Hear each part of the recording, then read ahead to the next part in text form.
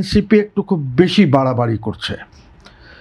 ওদেরকে যখন পুলিশ বাধা দিয়েছে, আমি দেখতেছিলাম, পুলিশ যখন বাধা দিয়েছে তখন তারা ওই বাধাটা অতিক্রম করে যেতে চায়। তারা যদি হবিগঞ্জ যায়, সেখান থেকে ওদেরকে রেস্কিউ করা খুব ডিফিকাল্ট হয়ে যাবে। হবিগঞ্জে একজন আছেন মিস্টার গাউস, জিকে গাউস, জি, হিজ খুবই ওনার সেখানে প্রভাব আছে। তারপরে ছাত্রদল আছে, অ্যান্ড অন্যরাও যারা নিষিদ্ধ আছেন তারাও হয়তো এনসিপির উপরে হামলা চালাতে পারেন।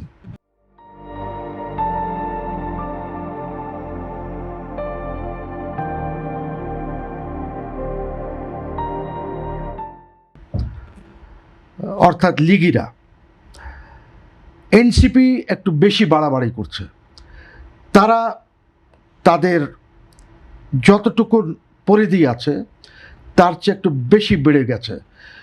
নাসিরউদ্দিন পাটোয়ারি তো প্রধানমন্ত্রীকে বলে যে আপনাকে আমি ফেলে দেব। মানে একটি ইলেকশন হয়েছে দেশে, ওরা মনে করছে যে আমেরিকান কনস্পিরেসি দ্বারা, আমেরিকান টাকা নিয়ে গুপ্ত হয়ে তারা শেখ হাসিনার বিরুদ্ধে যা করেছে, তারা মনে করছে যে তারা এই প্রধানমন্ত্রীর সাথে হত্যা করতে পারবে। আই এম সরি, এইগুলি হবে না। ওদেরকে তাদের নিজের চামড়ার মধ্যে থাকা উচিত। মানে সরকারের বিরুদ্ধে তারা ষড়যন্ত্র করছে, এরকম একটা আলামত আপনি দেখতে পাচ্ছেন? ষড়যন্ত্র করছে তারা, আমি বলবো যে তারা ষড়যন্ত্র করছে, বিকজ ওরা ষড়যন্ত্রকারী। ওদের পলিটিক্সই হচ্ছে ষড়যন্ত্র, ওদের পলিটিক্সই হচ্ছে গালাগালি, ওদের পলিটিক্সই হচ্ছে করা, আপনার মব সৃষ্টি করা।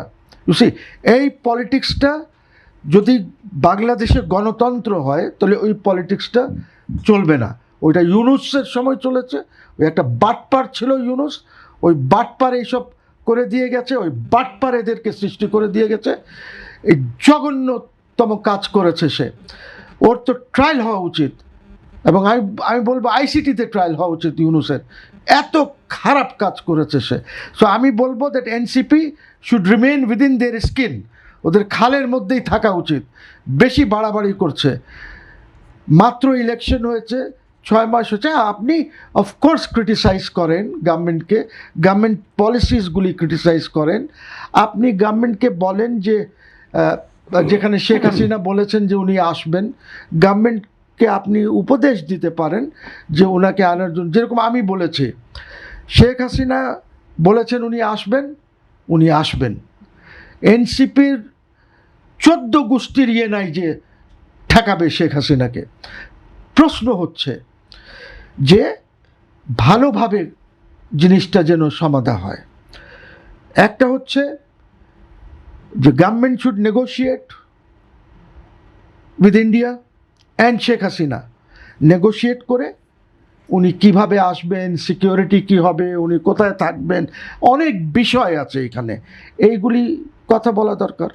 এখন এনসিপিকে তো আমি কোনো পলিটিক্যাল দলই মনে করি না। তারা তো জামাতের উপরে, জামাতকে ঘোড়া বানিয়েছে তারা, ওইটার উপরে বসে তারা চলছে।